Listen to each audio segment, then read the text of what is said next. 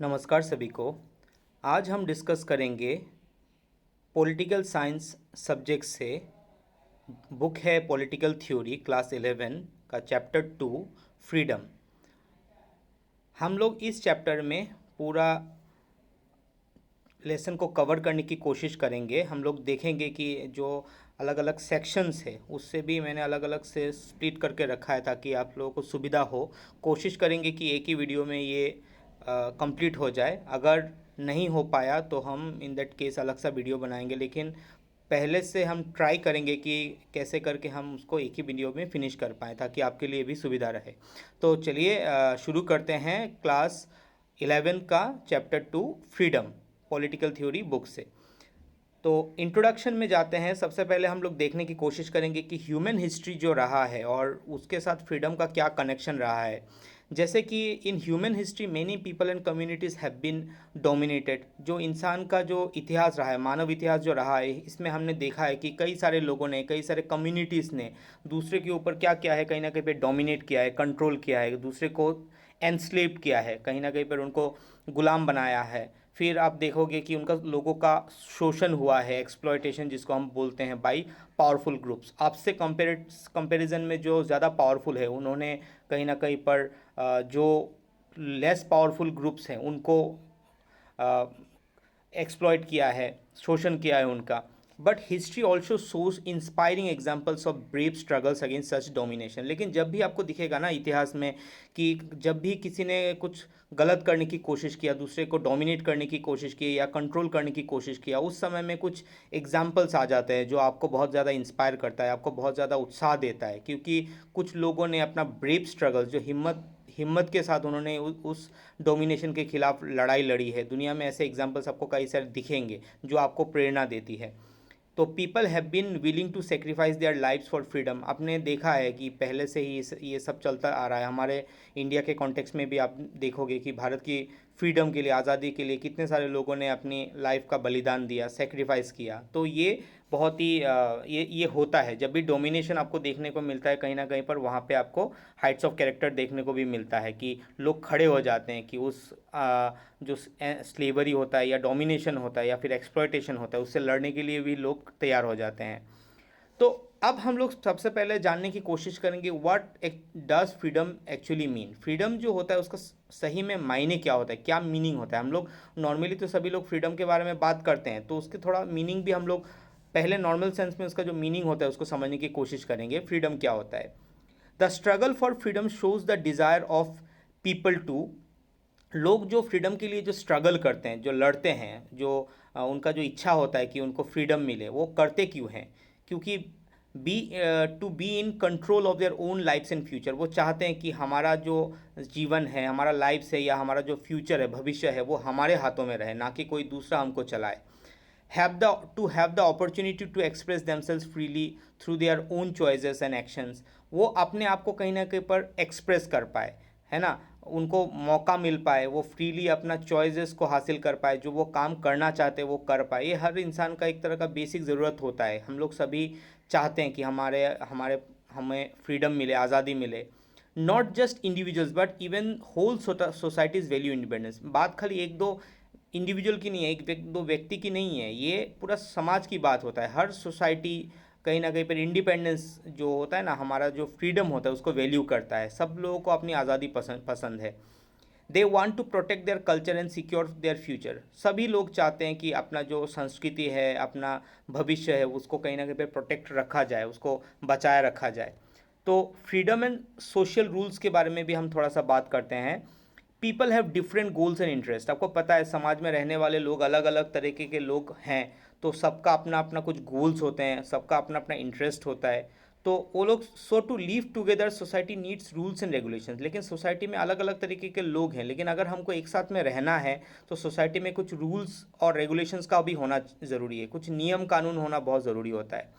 These rules में sometimes limit individual freedom. हालांकि कभी कभी ऐसा हो सकता है कि जो रूल्स लगाए जाते हैं सोसाइटी में ताकि हम लोग एक साथ में सही पीसफुली रह सकें, तो ये जो लिमिट जो रूल होता है इसके वजह से कभी कभी आपका इंडिविजुअल फ्रीडम कम हो सकता है, लिमिट लग सकता है आपकी फ्रीडम पर।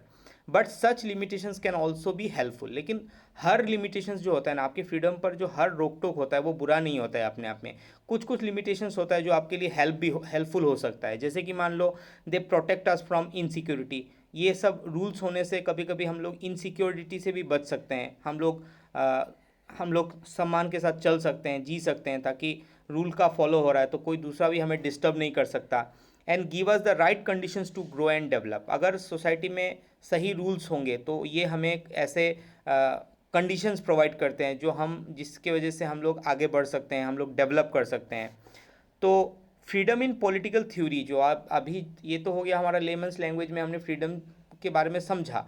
लेकिन पॉलिटिकल थ्योरी में एक्चुअली जो फ्रीडम है एक बहुत ही इंपॉर्टेंट वैल्यू में आता है, बहुत ही इंपॉर्टेंट पॉलिटिकल आइडिया है। तो उसको समझते हैं कि पॉलिटिकल थ्योरी का क्या कहना है फ्रीडम को लेकर। तो political theory tries to find out how to tell the difference between necessary social constraint and other unwanted restriction. तो पॉलिटिकल थ्योरी ये आपको बताने की कोशिश करता है, बेसिकली आपको डिफरेंस बताने की कोशिश करता है जो नेसेसरी सोशल कंस्ट्रेंट्स होता है। अब सोशल कंस्ट्रेंट का मतलब क्या होता है? कंस्ट्रेंट का मतलब होता है लिमिटेशन या रेस्ट्रिक्शन। जो कुछ रेस्ट्रिक्शंस होता है समाज में होना ज़रूरी है, जो नेसेसरी भी है, ज़रूरत भी है, कुछ रूल्स या कुछ रेस्ट्रिक्शन, कुछ लिमिटेशन होना समाज में ज़रूरी होता है। और कुछ होता है अनवांटेड रेस्ट्रिक्शन, जिसका ज़रूरत नहीं है वो भी आपने लगा दिया। तो दोनों में फ़र्क समझाता है पॉलिटिकल थ्योरी में। अगर आप फ्रीडम को पढ़ोगे तो आपको समझ में आ जाएगा कौन सा सोशल कंस्ट्रेंट है, कौन सा सोशल लिमिटेशंस है जो होना ज़रूरी है, और कौन कौन से लिमिटेशंस है जो होना नहीं चाहिए, जो अनवांटेड है, जो बेकार में ही लगाया गया है। कोई अपना खुद का इंटरेस्ट के लिए हो सकता है आपके ऊपर रेस्ट्रिक्शन लगा दे। तो ये चीज़ आप क्लियर हो जाओगे जब आप पॉलिटिकल थ्योरी में फ्रीडम को पढ़ोगे। It also discusses how social and economic system can sometimes limit freedom. कभी कभी हम लोग देखते हैं कि हमारे जो समाज व्यवस्था होता है, सोशल, या जिस देश में आप रहते हो वहाँ का जो इकोनॉमिक कंडीशंस जैसे होता है, सिस्टम जैसे होता है, वो भी हमारा फ्रीडम को रेस्ट्रिक्ट कर सकता है, कहीं ना कहीं पे कम कर सकता है। तो इस इंट्रोडक्शन में सबसे हम लोग देखेंगे कि आने वाले जो पार्ट है इस चैप्टर में, उसमें हम लोग क्या क्या बेसिकली सीखेंगे, what you will learn in this chapter. तो after reading this chapter you will be able to, पहले आप इस चैप्टर को जब एक बार अच्छे से पढ़ लोगे तो आपको क्या फ़ायदा मिलेगा, क्या बेनिफिट मिलेगा। सबसे पहले आप समझ जाओगे कि why freedom is important for both individuals and society. हालांकि फ्रीडम बहुत इंपॉर्टेंट होता है, चाहे वो इंडिविजुअल हो या पूरा सोसाइटी के लिए, पूरा समाज के लिए, पूरा सबके लिए फ्रीडम बहुत इम्पॉर्टेंट होता है। तो फिर आप डिफरेंस को भी समझ पाओगे कि नेगेटिव और पॉजिटिव साइड्स ऑफ फ्रीडम क्या होता है। फ्रीडम के कुछ अच्छे साइड्स भी होते हैं, कुछ नेगेटिव साइड्स भी होते हैं। और फिर एक बहुत ही इंपॉर्टेंट टर्म को हम समझेंगे जिसको हम लोग बोलते हैं हार्म प्रिंसिपल, जो बहुत ही इंपॉर्टेंट पार्ट है, ये आगे चलकर हम डिस्कस करेंगे। तो सबसे पहले आपका सेक्शन देखो 2.1, जो आपका मेन टेक्स्ट से रिलेटेड है। देखो आप, जिसमें दिया हुआ है द आइडियल ऑफ फ्रीडम। तो क्या है ये, इस सेक्शन में हम क्या पढ़ेंगे उसके बारे में हम थोड़ा सा इंट्रोडक्शन पहले आपको जानकारी होना चाहिए। This part of the chapter helps us understand the true meaning and value of freedom by sharing life stories of two world famous leaders. इस सेक्शन में तो हम दो वर्ल्ड फेमस लीडर्स के बारे में पढ़ेंगे और उनका जो फ्रीडम को लेकर जो सोच था तो उनके स्टोरी के ज़रिए हम समझने की कोशिश करेंगे। और ये बहुत ही फेमस वर्ल्ड लीडर्स हैं। एक तो है हमारे साउथ अफ्रीका के जो प्रेसिडेंट भी रह चुके हैं, नेल्सन मंडेला, जिसके बारे में आपने क्लास 10 में भी पढ़ा है ज़रूर। और दूसरे हैं हमारे नेबरिंग कंट्री है म्यांमार। तो म्यांमार में एक लीडर रहती है जिनका नाम है आंग सान सूकी। तो दोनों ही वो खुद एक नोबेल लॉरिएट भी है, उनको नोबेल प्राइज़ भी मिल चुका है। तो आप इन दोनों के लाइफ स्टोरी को पढ़ोगे, पढ़ने के बाद आपको फ्रीडम के बारे में कुछ आइडिया मिलेगा।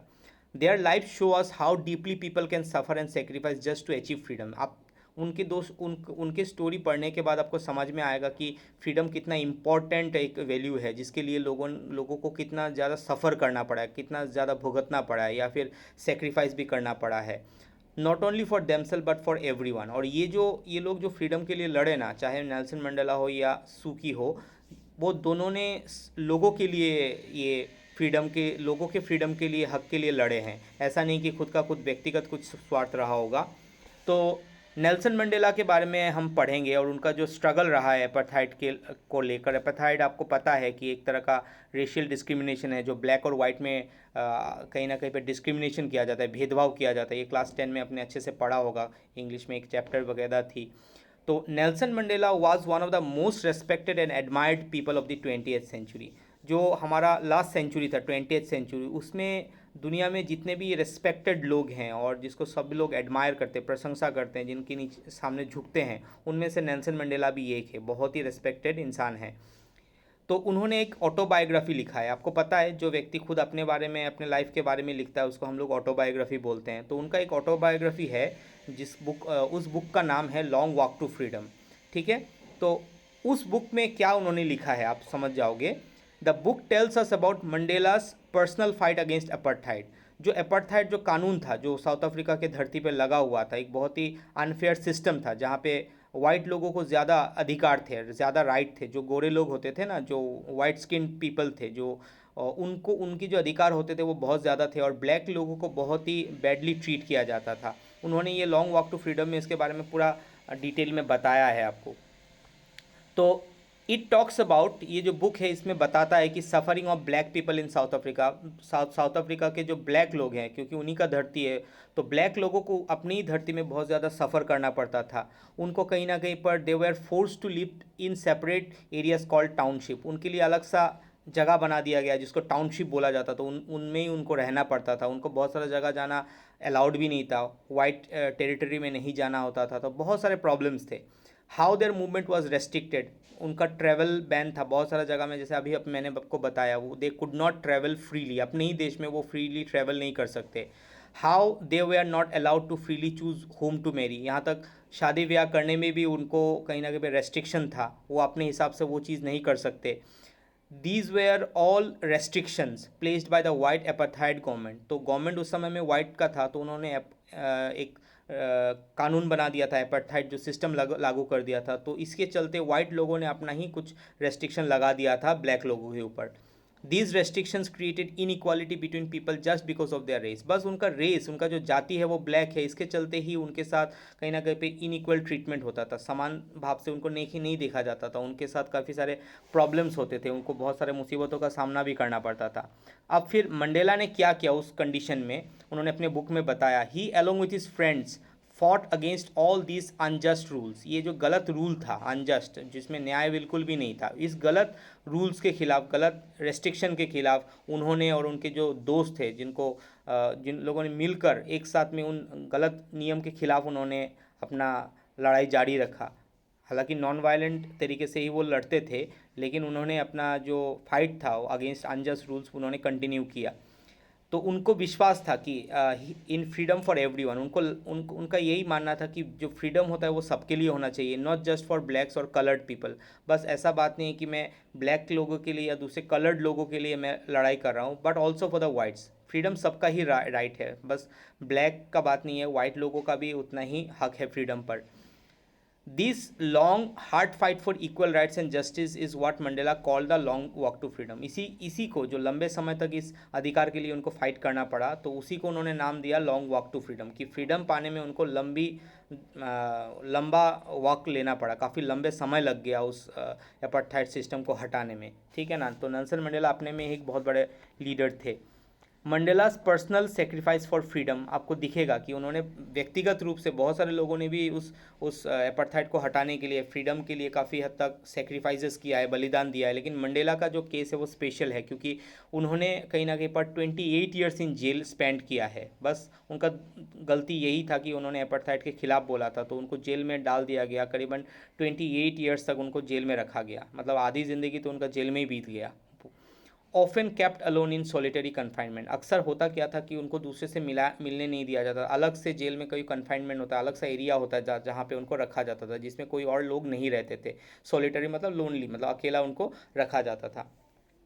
अब इसके बारे में थोड़ा सा आप सोचिए कि ही gave up the Joy of being with his friends. उन्होंने जीवन में क्या क्या सेक्रीफाइस किया। 28 ईयर्स जेल, इसका मतलब है उन्होंने अपने दोस्तों को कहीं ना कहीं खो दिया। उनके साथ जो जीवन के खुशी बांट सकते थे उसको उन्होंने मिस किया। He gave up doing his favourite things. उनको बहुत सारी चीज़ें पसंद था, जैसे कि like boxing, listening to music, boxing करना मतलब स्पोर्ट्स में, और गाना सुनना, कभी कभी अच्छे अच्छे कपड़े पहनना, या जो उनके ट्राइब्स में जो फेस्टिवल्स होते हैं उसको सेलिब्रेट करना बहुत पसंद था उनको। लेकिन उन्होंने ये सब चीज़ें गिव अप किया, क्योंकि उनको जेल हो गया था, तो जेल में ये सब चीज़ें उनको मिलेगा नहीं। He did not know when he would be released, और उनको ये पता भी नहीं था कि कब उनको छोड़ा भी जाएगा। He was locked away just because he demanded freedom for his people, और उनको लॉक क्यों किया गया, दूर उनको क्यों रखा जाता था, समाज से अलग रखा गया, जेल में रखा गया, क्यों? क्योंकि उनका दोष इतना ही था कि उन्होंने अपने लोगों के लिए फ्रीडम की डिमांड की, मतलब वो चाहते थे कि अपार्थाइड सिस्टम को हटा दिया जाए। He sacrifice show how valuable and important freedom was to him. तो उनका जो समर्पण है, उनका जो बलिदान है, इससे हमको समझ में आता है कि जो फ्रीडम होता है वो कितना वैल्यूएबल और कितना इम्पोर्टेंट है उनके लिए था। ही gave up his entire youth for his ideal. ये जो आदर्श था, ये जो आइडियल था, एक जो सोच था, इसके लिए उन्होंने पूरा अपना यूथ पीरियड ही बर्बाद कर दिया कहीं ना कहीं, फिर पूरा जेल में बिता दिया, लेकिन वो अपने जो उद्देश्य था उसमें कहीं ना कहीं पर वो स्टेबल रहे। ये था नेल्सन मंडेला की बात, जो बहुत ही इम्पोर्टेंट एक लीडर रहे हैं साउथ अफ्रीका से, और उन्होंने पूरा वर्ल्ड को इंस्पायर किया है। और एक इंस्पायरिंग स्टोरी है एक लीडर रही है जिनका नाम है आन सान सू की, और जो म्यांमार की है, और उनका एक अपना ही एक उन्होंने बुक लिखा है जिसका नाम है freedom from fear. Actually another great example is आन सान सू की, ए पॉलिटिकल लीडर फ्रॉम म्यांमार। वो एक तरह का राजनीतिक लीडर है, और वो म्यांमार देश से है, जो हमारे नेबरिंग कंट्री है, पड़ोस में है।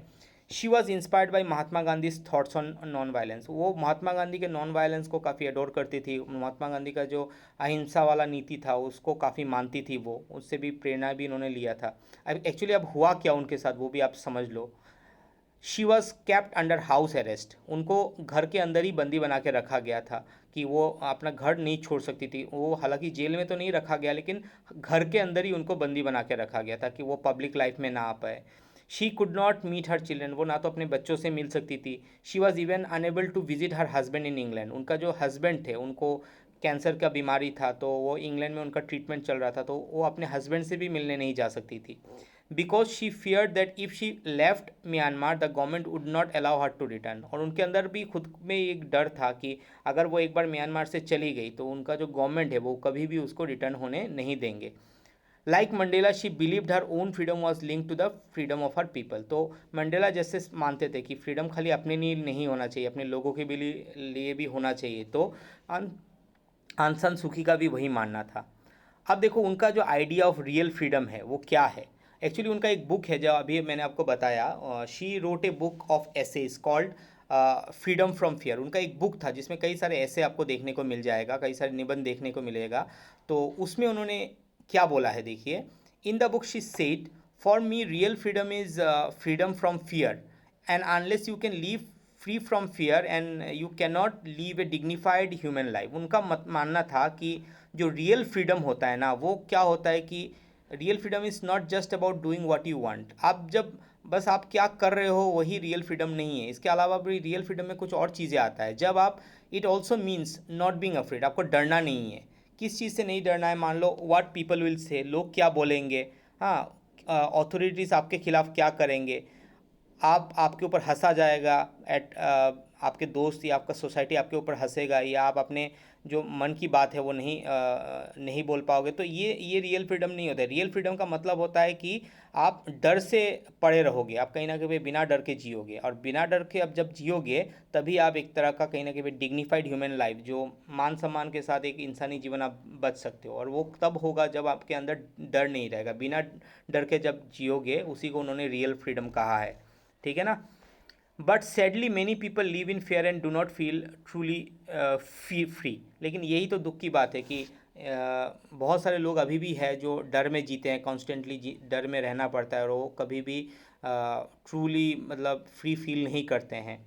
तो the message from both leaders, ये जो दोनों लीडर्स है, चाहे वो मंडेला हो या सूकी हो, दोनों ने ही हमको दिखाया है कि स्ट्रॉन्ग एंड इम्पॉर्टेंट, कितना स्ट्रॉन्ग और इम्पॉर्टेंट होता है जी ये जो आइडियल ऑफ फ्रीडम होता है, जो फ्रीडम का जो आदर्श होता है वो कितना शक्तिशाली होता है और कितना इम्पॉर्टेंट होता है, क्योंकि इसके लिए लोग कुछ भी, कोई भी हद तक लोग जा सकते हैं इसको पाने के लिए। They show us that freedom is not easy to get. इससे एक चीज़ समझ में आता है कि फ्रीडम मिलना इतना आसान बात तो होता नहीं है। पीपल हैव टू फाइट, लोगों को लड़ना पड़ेगा, सेक्रीफाइस करना पड़ेगा, और भुगतने के लिए भी तैयार होना पड़ेगा अगर आपको फ्रीडम चाहिए तो फ्रीडम का मतलब ही होता है डिग्निटी। डिग्निटी जो आपका एक मर्यादा, जहाँ पे आपको सेल्फ रिस्पेक्ट मिलेगा, या फिर इक्वालिटी, आपको समान मर्यादा मिलेगा, आप सबके साथ समान समानता दिया जाएगा, आपको सबके साथ इक्वल माना जाएगा और आप बिना डर के माहौल में जी सकते हो। तो यही सब चीज़ें क्या होता है कहीं ना कहीं पर दोनों दोनों लीडर ने हमको दिखाया है कि इक्वल जो फ्रीडम का सही मतलब क्या होता है। और उनका जो स्टोरी होता है वो हमें याद दिलाता है इंडिया का खुद का भी फ्रीडम स्ट्रगल रहा है। आपने देखा होगा कि the struggles of many countries in Asia and Africa who fought against colonial rulers, like बहुत सारे रूलर्स थे जो दूसरे देशों में आकर एशिया में कई देशों पर, अफ्रीका पे कई देशों में उन्होंने अपना कॉलोनी बना लिया था।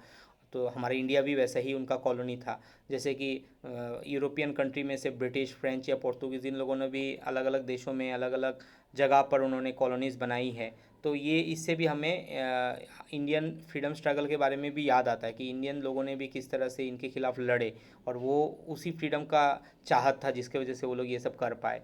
अब देखो section 2.2 what is freedom. Freedom को और डिटेल में हम लोग समझेंगे। तो सबसे पहले सिंपल डेफिनेशन हम समझ लेते हैं कि फ्रीडम को एक्चुअल में किसको हम लोग फ्रीडम बोलते हैं। The basic meaning of freedom is the absence of constraint और रेस्ट्रिक्शन। जब आपके ऊपर कोई कॉन्स्ट्रेंट ना रहे या कोई लिमिटेशन या कोई रेस्ट्रिक्शन ना रहे, कोई रोक टोक ना रहे, उसी को हम लोग बोलते हैं फ्रीडम पॉलिटिकल साइंस के भाषा में। कि एब्सेंस ऑफ कॉन्स्ट्रेंट मतलब जो रेस्ट्रिक्शन नहीं है और या फिर लिमिटेशन नहीं है आपके ऊपर, आप जो मन मर्जी कर सकते हो, तो इसको हम लोग बोलते हैं कहीं ना कहीं पर एब्सेंस ऑफ कॉन्स्ट्रेंट और इसी को हम लोग फ्रीडम बोलते हैं। When there is no external control, जहाँ पे एब्सेंस ऑफ कंस्ट्रेंट का मतलब क्या होता है कि आपको बाहर से कोई कंट्रोल नहीं कर सकता। A person is said to be free, तभी आपको फ्री बोला जाएगा। या फिर आप मान सकते हो a person is free when, एक पर्सन तभी फ्री होगा when they are not forced और कंट्रोल बाय समवन एल्स, जब उस व्यक्ति को कोई दूसरा आदमी फोर्स नहीं कर रहा है या कंट्रोल नहीं कर रहा है, या फिर they can make their own decision, वो अपना डिसीजन लेने में सक्षम है, उसको किसी का परमिशन की ज़रूरत नहीं पड़ेगा, कोई भी डिसीजन वो लेना चाहता है तो वो अपने से ले सकता है। They can act in an autonomous और सेल्फ गवर्निंग वे, वो अपने तरीके से अपने हिसाब से रूल बना सकता है। Freedom means no outside control and the ability to think and act independently. तो फ्रीडम का मतलब ही होता है कि कोई बाहर का कंट्रोल ना हो और आपके पास वो एबिलिटी हो, आप सोच पाए और अपने हिसाब से इंडिपेंडेंटली काम कर पाए। बट इज़ दैट ऑल, तो इससे ही क्या फ्रीडम हो जाएगा? नहीं, फ्रीडम बहुत ही बड़ा कॉन्सेप्ट है। That is just one part of freedom, ये बस एक ही पार्ट है फ्रीडम का जिसमें हमने देखा कि इसमें कोई एब्सेंस ऑफ कंस्ट्रेंट होता है, कोई बाहर से रेस्ट्रिक्शन आपके ऊपर नहीं होता है। लेकिन freedom has two major aspects और डायमेंशन, उसका दो एस्पेक्ट्स है, दो साइड्स है। Two important dimensions of freedom में सबसे पहले हम देखेंगे कि नेगेटिव डायमेंशन क्या होता है। नेगेटिव डायमेंशन का मतलब होता है absence of external control constraint, जब आपके पास कोई बाहर से कोई कंस्ट्रेंट नहीं है, बाहर से कोई रोक टोक नहीं है। माने एक्सटर्नल कंस्ट्रेंट का मतलब होता है जो कोई बाहर से आपको फोर्स कर रहा है या आपके ऊपर कोई लिमिट लगा रहा है, वो चीज़ एब्सेंट नहीं दिखेगा आपको, उसी को हम लोग बोलते हैं नेगेटिव डायमेंशन में आते हैं। इसका मतलब है a person is free if no one is controlling them. उसी समय में हम लोग नेगेटिव डायमेंशन के तहत हम उसी को फ्रीडम बोलेंगे ना, उसी आदमी को फ्री बोलेंगे जब उसको कोई बाहर से कंट्रोल नहीं कर रहा है, फोर्स नहीं कर रहा है या उसको डिसीजन लेने से रोक नहीं रहा है। फॉर एग्जाम्पल आप देख सकते हो, you are not free if someone forces you to study a subject you do not like. मान लो आपको एक कोई पर्टिकुलर सब्जेक्ट पढ़ना पसंद है, लेकिन दूसरा कोई बोल रहा है नहीं आपको ये वाला सब्जेक्ट नहीं पढ़ना है, आपको मेरा चॉइस वाला सब्जेक्ट पढ़ना है, तो इन दैट केस आप नहीं बोल सकते हो कि आप फ्री हो। You are free if you can choose your subject based on your own interest. मान लो 10th के बाद अगर आपने अपने खुद के इंटरेस्ट के हिसाब से सब्जेक्ट चूज़ कर पाए तो आप मान सकते हो कि आप फ्री हो, कि आपके लिए कोई दूसरा डिसाइड नहीं कर रहा है। ये हो गया आपका नेगेटिव डायमेंशन वाला। अब आते हैं कि पॉजिटिव डायमेंशन को हम समझने की कोशिश करते हैं। जो पॉजिटिव फ्रीडम का जो पॉजिटिव डायमेंशन है, जो पॉजिटिव साइड होता है, freedom to develop one's full potential. जब आपको जिसको पॉजिटिव डायमेंशन में हम देखेंगे कि आप फ्रीडम उसी चीज़ को बोला जाता है जब एक व्यक्ति को पूरा चांसेस मिलता है, उसको पूरा अपॉर्चुनिटी मिलता है कि वो अपने हिसाब से अपना पावर को कहीं ना कहीं पर फुल्ली डेवलप कर पाए, उसका जो पोटेंशियल है, उसका जो क्षमता है, उसको डेवलप कर पाए। Freedom is not just the absence of control, बस कंट्रोल आपके ऊपर कंट्रोल नहीं है इससे काम नहीं बनेगा, आपको कहीं ना कहीं पर कुछ फैसिलिटीज़ भी देना पड़ेगा। मतलब पॉजिटिव डायमेंशन इसी की बात करता है कि फ्रीडम का मतलब ही होता है कि आपको ऐसा कुछ कंडीशंस मिले जहाँ पे आप अपना पोटेंशियल को, अपना क्षमता को बढ़ा पाओ। It means people should have opportunities. मतलब फ्रीडम तो हम तभी बोलेंगे ना, उस देश के लोगों को बोलेंगे कि वो फ्री है जब हम देखेंगे कि वहाँ के लोगों को, पीपल को कहीं ना कहीं पे अपॉर्चुनिटीज़ बहुत सारे मिल रहे हैं, बहुत सारे चांसेस मिल रहे हैं आगे बढ़ने का। People should be able to express themselves, वहाँ के लोग अपने आप को एक्सप्रेस कर रहे हैं, अगर उनको कुछ चीज़ में सही लग रहा है या गलत लग रहा है, वो अपने आप को बोल पाएंगे, एक्सप्रेस कर पाएंगे। People should be able to develop their talents and creativity, वो ऐसे एक माहौल में रहते हैं जहाँ पर उनका जो भी टैलेंट है या क्रिएटिविटी है उसको आगे बढ़ ले जाने का उनको मौका मिल रहा है। For example a free society gives you the chance to become a doctor. अगर आपका जन्म एक फ्री सोसाइटी में हुआ है तो आप डॉक्टर बन सकते हो, आर्टिस्ट बन सकते हो, म्यूजिशियन या साइंटिस्ट बन सकते हो।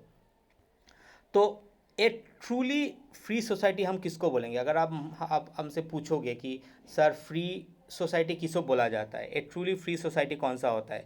ए free society minimizes unnecessary social constraint. एक फ्री सोसाइटी तो हम उसी को बोलेंगे ना जहाँ पे सोशल कंस्ट्रेंट तो होता है लेकिन वो बहुत ही मिनिमाइज करके रखा जाता है, बहुत ही कम लगाया जाता है, और बेकार का सोशल कंस्ट्रेंट नहीं होता है। जो चीज़ कोई ज़रूरत नहीं है इस तरह का कंस्ट्रेंट रेस्ट्रिक्शन आपके ऊपर नहीं लगाया जाता है। Encourages every one to grow and use their talents. एक फ्री सोसाइटी में आपको दिखेगा कि आपको एनकरेज किया जाता है कि आपका टैलेंट को आप यूज़ करो, आप आगे बढ़ो। फिर आपको हेल्प किया जाता है कि helps people leave the life they choose, वो जिस तरह का जीवन जीना चाहते हैं उनको इसमें मदद किया जाता है। तो can we live without any constraint? अब सवाल एक बनता है कि कॉन्स्टेंट तो फ्री सोसाइटी में बहुत ही कम होता है, फिर सवाल आता है कि कॉन्स्टेंट का होना ज़रूरी है या नहीं, क्या हम बिना कॉन्स्टेंट के ज़िंदा रह सकते हैं? मतलब बिना रेस्ट्रिक्शन के, बिना रोक टोक के क्या हम चल सकते हैं? No, it is not possible to have total freedom. देखो, फ्रीडम में कभी भी टोटल फ्रीडम नहीं आता है, कुछ ना कुछ कंस्टेंट हालांकि कम होना चाहिए लेकिन होना तो चाहिए, एकदम ऐसा नहीं कि ज़ीरो होना चाहिए। It is not possible to have total freedom with no restriction at all. We all live in a society where some rules are necessary. हम उस तरह का समाज में रहते हैं जहाँ पे एटलीस्ट कुछ रूल्स का होना ज़रूरी होता है। द की क्वेश्चन इज, अब सवाल बनता है कि विच कंस्टेंट्स आर नेसेसरी, कौन सा कंस्टेंट, कौन सा रेस्ट्रिक्शन है जो ज़रूरी होता है।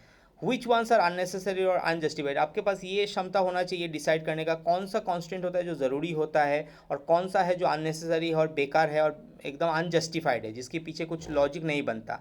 सम restrictions are important like traffic rules. अब मान लो ट्रैफिक, आप गाड़ी चलाते हो, बाइक चलाते हो, तो वहाँ पे तो कुछ रेस्ट्रिक्शंस होना चाहिए ना, नहीं तो लोग कहीं ना कहीं पे कहीं से भी आ जाएंगे बाइक चला के, एक्सीडेंट होने का खतरा हो सकता है, गाड़ी फुटपाथ पे उठा देंगे तो प्रॉब्लम्स हो सकता है ना इससे। तो रेस्ट्रिक्शंस कुछ कुछ जगह में होना ज़रूरी भी है, जैसे कि मान लो यहाँ पे मैंने ट्रैफिक रूल्स के बारे में बात की, बट साम आर रॉन्ग। लेकिन कुछ कुछ रेस्ट्रिक्शंस गलत होता है, जैसे कि मान लो कास्ट डिस्क्रिमिनेशन, आप जातिवाद कर रहे हो, किसी का जाति के आधार पे उसके साथ भेदभाव किया जा रहा है, वो तो बिल्कुल गलत है ना। इस तरह का रेस्ट्रिक्शन नहीं होना चाहिए। बस आपका कास्ट अलग है तो आपके साथ गलत होगा ऐसा तो कोई बात नहीं है।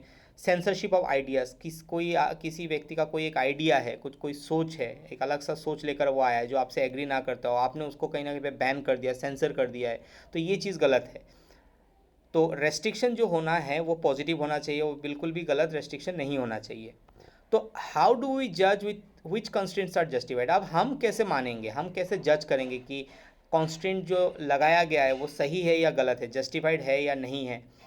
तो we must study the relationship between individual and society. सबसे पहले तो हमको इंडिविजुअल और सोसाइटी के बीच का जो रिलेशन है उसको समझना पड़ेगा, उसको पढ़ना पड़ेगा।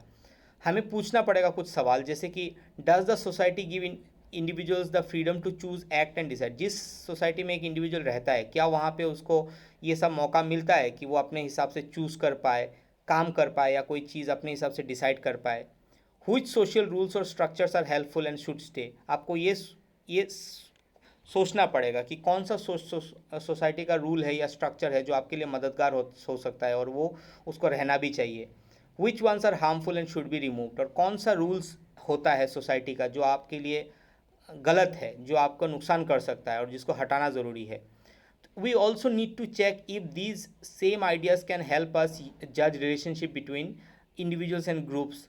हमें देखना पड़ेगा कि ये जो आइडियाज़ होता है क्या वो हमें हमारा जो रिलेशन होता है बिटवीन इंडिविजुअल और ग्रुप या ग्रुप और नेशन, एक सोसाइटी में इंडिविजुअल का क्या रोल होता है या एक देश में अलग अलग ग्रुप के जो लोग हैं उनका क्या रोल होता है, ये हमको समझना पड़ेगा। तब we need to check if these same ideas can help judge relationship between individuals and groups and nations। यही चीज़ यहाँ पे भी लागू होता है कि जो कॉन्स्टेंट्स आप जब लगाते हो तो ये सब सवाल होता है जिसका जवाब आपको देना होता है, फिर आप बोलोगे कि नहीं ये कॉन्स्टेंट सही है, ये कॉन्स्टेंट सही नहीं है।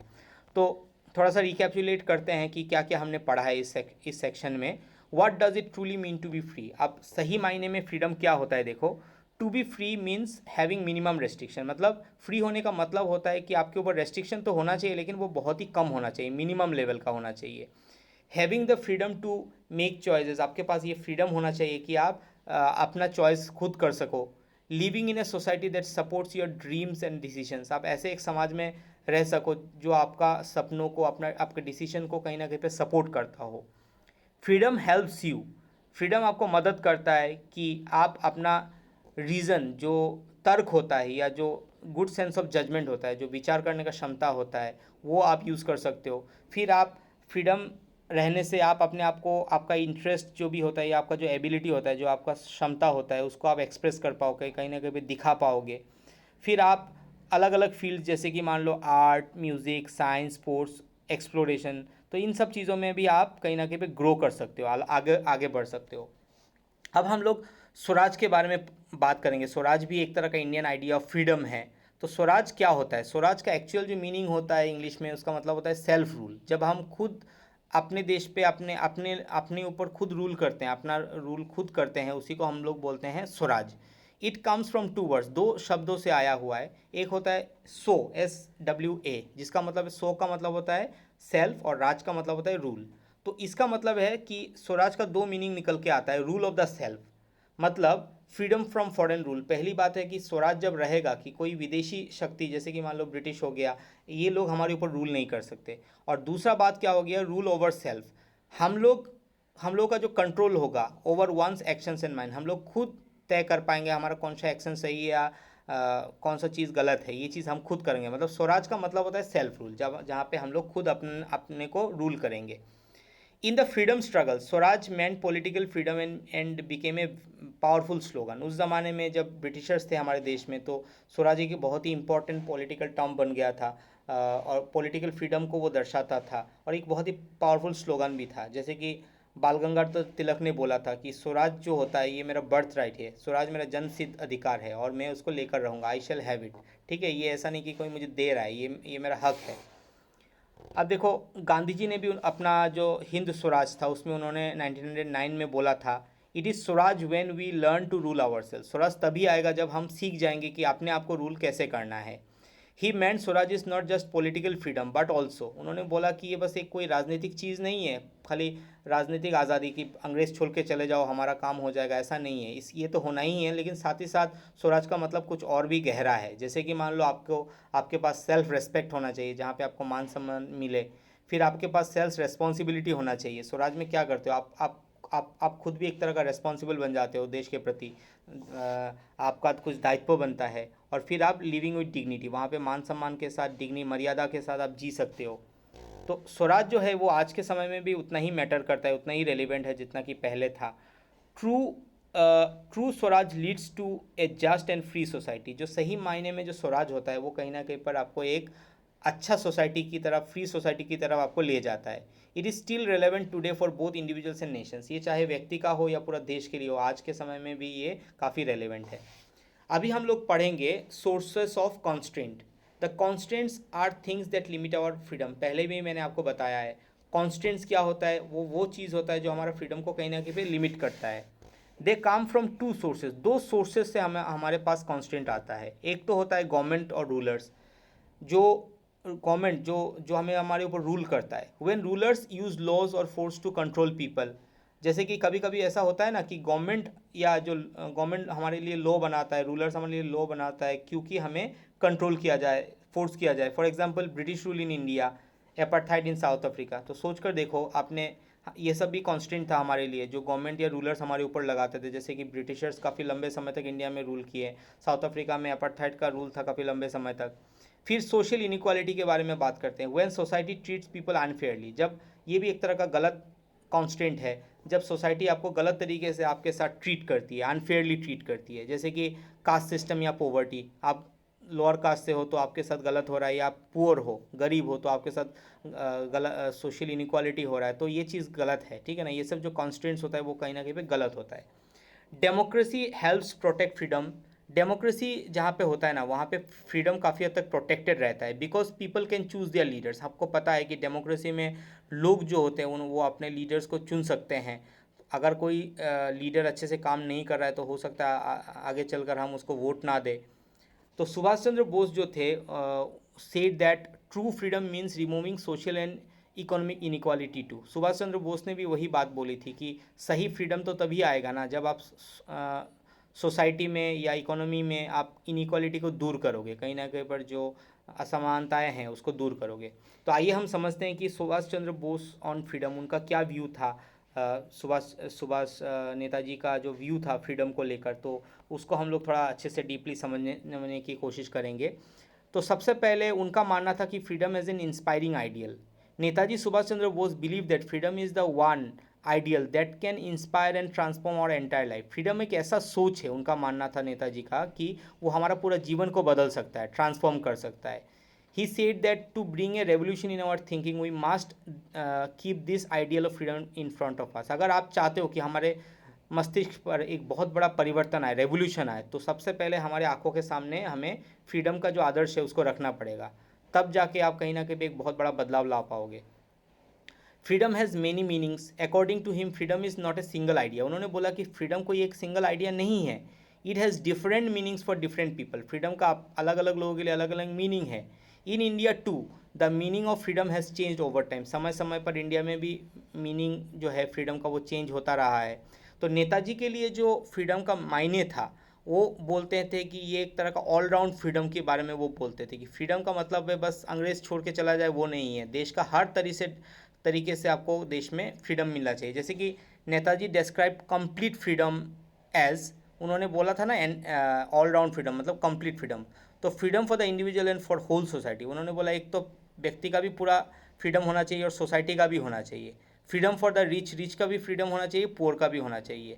मैन का भी फ्रीडम होना चाहिए, वीमेन का भी होना चाहिए। और freedom from all people, for all people and all social group, चाहे कि जो भी लोग हो या जो भी सोसाइटी से वो लोग बिलोंग करते हो, सबका फ्रीडम होना चाहिए। इसी को उन्होंने बोला है ऑलराउंड फ्रीडम। तो more than political freedom for him, freedom was not only about ending British rule. उनका मतलब ये नहीं था कि बस आप ब्रिटिश रूल को एंड कर दो तो आपको फ्रीडम मिल चुका है, बिल्कुल नहीं। It also included economic freedom. उन्होंने बोला है कि जो इकोनॉमिक फ्रीडम होना चाहिए, मतलब जो समाज में जो वेल्थ है, रिसोर्सेस है, उसका इक्वल डिस्ट्रीब्यूशन होना चाहिए, लोगों में इक्वली उसको बंटना चाहिए लोगों के ज़रूरत के हिसाब से। फिर उन्होंने सोशल फ्रीडम की भी बात कही। उन्होंने बोला कि हमारा समाज ऐसा होना चाहिए जहाँ पे कोई भी कास्ट डिस्क्रिमिनेशन ना हो, जातिवाद प्रथा ना हो, या इनजस्टिस ना हो, किसी के ऊपर सोसाइटी में वो पिछड़ा हुआ है इसके लिए उसके साथ गलत हो रहा है, ये चीज़ ना होने पाए। फिर उन्होंने रिलीजियस हारमोनी की भी बात की कि अलग अलग धर्मों के लोगों के बीच में कहीं ना कहीं हारमोनी मेल होना चाहिए। उन्होंने ending communalism and religious intolerance, उन्होंने इन सब चीज़ों के ऊपर जोर दिया कि लोगों के अंदर कम्युनल जो विचारधारा होता है ना, बस अपने धर्म को लेकर बायस रहना है, दूसरे को हेट करना, ये सब के खिलाफ बोल रहे हैं। और इंटॉलरेंस, रिलीजियस इंटॉलरेंस का मतलब क्या होता है, आप दूसरे किसी को एक्सेप्ट ही नहीं कर पा रहे हो दूसरे धर्म से, तो ये चीज़ को इंटॉलरेंस बोला जाता है। तो इसके खिलाफ भी वो थे। तो उन्होंने economic freedom, social freedom, religious freedom, उन्होंने कहीं ना कहीं पर ओवरऑल जो ऑलराउंड फ्रीडम होता है उसके बारे में उन्होंने बात किया है।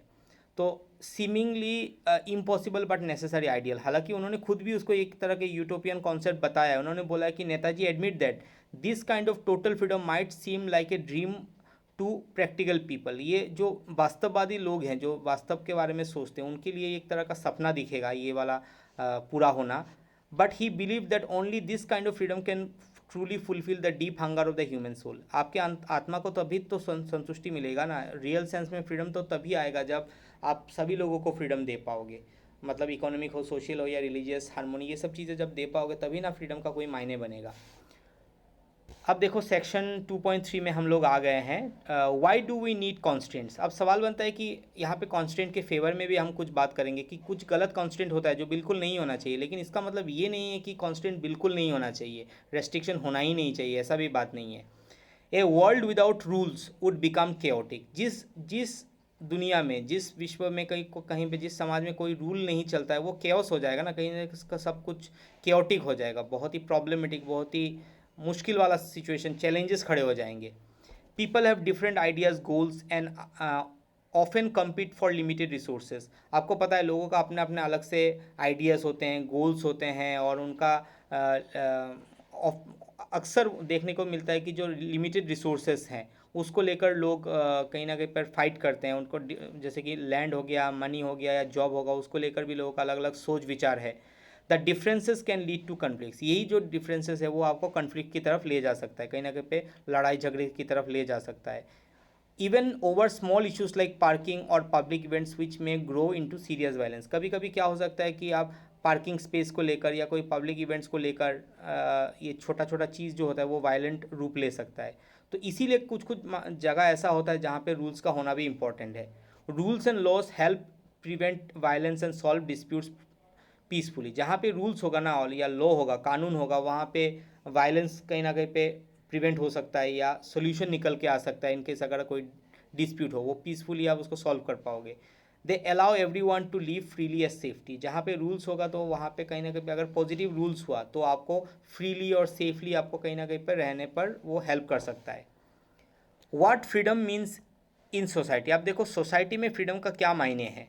इन ए फ्री सोसाइटी, थोड़ी देर पहले ही मैंने इसके बारे में डिस्कस किया था, in a free society people should be able to express their opinions and make personal choices. जो सोसाइटी फ्री होता है ना, जहाँ पे कोई रोक टोक नहीं है, बंदिशें नहीं है, जो आपने ही सेल्फ रूल कर रहा है, ऐसा सोसाइटी में आप क्या कर सकते हो, लोग कहीं ना कहीं पे अपने आप को एक्सप्रेस कर सकते हैं, उनका ओपिनियंस, उनका चॉइस को वो लोग एक्सप्रेस करके बता सकते हैं। But to ensure that no one is harmed और फोर्स्ड। लेकिन आपको ये भी साथ ही साथ आपको देखना पड़ेगा कि कोई इस प्रोसेस में कोई हार्म ना हो जाए, या किसी के ऊपर ज़बरदस्ती ना किया जाए। We still need some limits. इतना कुछ होने के बाद भी हमें लिमिट्स तो चाहिए। कुछ कुछ जगह में आपको लिमिट्स की ज़रूरत पड़ता है। जैसे कि legal and political rules stop one group from dominating others. मान लो कोई कानूनन हमने कुछ रूल बना दिया या कुछ पॉलिटिकल रूल्स बना दिया, जिसकी वजह से क्या होगा, एक ग्रुप दूसरे के ऊपर डोमिनेट नहीं कर सकता, कंट्रोल नहीं कर सकता। And protect individuals from bullying और हैरासमेंट। और दूसरे एक इंडिविजुअल को दूसरे से बचा सकता है ताकि वो बुली ना हो या फिर उसको हैरस ना किया जा सके। तो real freedom means living freely without harming और फोर्सिंग अदर्स। तो रियल फ्रीडम तो तभी आएगा ना एक सोसाइटी में जब आप किसी दूसरे को हार्म नहीं करोगे, फोर्स नहीं करोगे। Not living without rules. इसका मतलब ये नहीं है कि आपके समाज में कोई रूल नहीं है, रूल हो सकता है, लेकिन आप किसी को हार्म नहीं करना है, आपको किसी को फोर्स नहीं करना है। अब लिबरलिज्म का एक कॉन्सेप्ट है जो हमें थोड़ा अच्छे से समझना पड़ेगा कि लिबरलिज्म एक्चुअल में क्या है। व्हेन वी से समवन इज़ लिबरल, जब हम बोलते हैं कि ये व्यक्ति लिबरल है तो इससे हम क्या मीन करते हैं। We often mean that they are open minded और टॉलरेंट। लिबरल का मतलब होता है कि हम लोग यही समझ लेते हैं कि ये व्यक्ति ओपन माइंडेड है और टॉलरेंट है, जो दूसरे को सहन कर सकता है। एज ए पॉलिटिकल आइडिया, अगर आप पॉलिटिकल आइडिया की बात करोगे, लिबरलिज्म सपोर्ट्स इंटॉलरेंस टॉलरेंस। तो लिबरलिज्म जो होता है ना, अगर पॉलिटिकली आप उसको देखते हो तो लिबरलिज्म का मतलब ही क्या होता है कि आप एक दूसरे को बर्दाश्त कर सकते हो, टॉलरेट कर सकते हो। That means it defends a person's right to express their views even if others don't agree. मान लो कोई दूसरा व्यक्ति एग्री नहीं कर रहा है, फिर भी तुम अपना राइट्स को एक्सप्रेस कर सकते हो। तुम्हारा जो डिज़ायर है, जो चाहते हैं, कोई कंप्लेन है, तुम उसको एक्सप्रेस कर सकते हो। इसी को हम लोग क्या बोलते हैं, लिबरलिज्म बोलते हैं। तो व्हाट मेक्स लिबरलिज्म स्पेशल। तो लिबरलिज्म का स्पेशलिटी कहाँ पे है, क्यों इसको इतना माना जाता है, ये जो आइडिया है इतना पॉपुलर क्यों है। The main focus of liberalism is the individual. याद रखना, लिबरलिज्म में हमेशा फोकस जो रहता है वो इंडिविजुअल, एक व्यक्ति के ऊपर होता है। For liberals things like family, society और caste don't have value on their own. Liberals के लिए, जो लिबरल विचारधारा को मानते हैं, लिबरलिज्म को मानते हैं, ऐसे लोगों के लिए फैमिली, सोसाइटी या कास्ट जो होता है वो उतना वैल्यू नहीं रखता है, और अपने में उनका कोई वैल्यू नहीं है। दे matter only if an individual values them. अगर एक इंडिविजुअल उन सब चीज़ों को वैल्यू देता है तभी उनका रियल वैल्यू आता है। Example, liberals believe that the decision to marry someone should be made by the individual not by the family और कम्युनिटी। जैसे कि यहाँ पे बोला गया है, लिबरल्स का मानना है, मान लो किसी व्यक्ति को मैरी करना है, शादी करना है, तो वो क्या कर सकता है, वो उस व्यक्ति का अपना चॉइस होगा, ना कि उसका फैमिली या कम्युनिटी का। Liberals care most about freedom of the individual. वो ज़्यादातर इंडिविजुअल, एक व्यक्ति का फ्रीडम के बारे में ज़्यादा सोचता है, इवन मोर देन इक्वालिटी। वो इक्वालिटी से भी ज़्यादा फ्रीडम को अहमियत देता है। They are often suspicious of political power. और जो पॉलिटिकल पावर होता है, जो राजनीतिक शक्तियाँ जो होती है, उसको वो हमेशा डाउट के नज़र से देखता है। They don't trust governments too much. Government को भी उतना लिबरल्स लोग ट्रस्ट नहीं करते। अब लिबरलिज्म देन एंड नाउ, पहले लिबरलिज्म कैसा था और अभी कैसा है। इन द पास्ट देखो, liberalism supported the free market. Liberalism जो था वो फ्री मार्केट को सपोर्ट करता था पुराने समय में। फ्री मार्केट क्या होता है? जहाँ पे no government interference is business. Business के मामले में गवर्नमेंट कोई इंटरफेयर नहीं कर सकता, किसी को भी किसी तरह से बिजनेस करना है वो कर सकता है। And believe that government should play a very small role. और उनका मानना था कि गवर्नमेंट का जो रोल होता है माने वो बहुत ही छोटा मोटा होता है। मतलब पुराने समय में वो फ्री मार्केट के कॉन्टेक्स्ट में भी लिबरलिज्म का यूज़ किया जाता था। लेकिन आज के समय में देखो क्या हो गया है। Modern liberalism agrees that government should help in reducing poverty in inequality. लेकिन मॉडर्न लिबरलिज्म तो यही मानता है ना कि गवर्नमेंट का ये काम होता है कि वो गरीबी को कहीं ना कहीं पे कम करे, इनइक्वालिटी को दूर करे थ्रू वेलफेयर प्रोग्राम्स। जैसे कि कुछ कल्याणकारी कुछ प्रोग्राम्स चला सकता है सरकार, फ्री एजुकेशन, हेल्थ केयर, ऐसा ऐसे एक्सेट्रा। ये सब देकर भी सरकार कहीं ना कहीं पर गरीबी को कम कर सकता है, इनइक्वालिटी को रिड्यूस कर सकता है। अब हम आगे बढ़ते हैं सेक्शन 2.4 जिसमें हार्म प्रिंसिपल है। बहुत ही इंपॉर्टेंट है, इसको आप बहुत अच्छे से समझना कि हार्म प्रिंसिपल क्या होता है।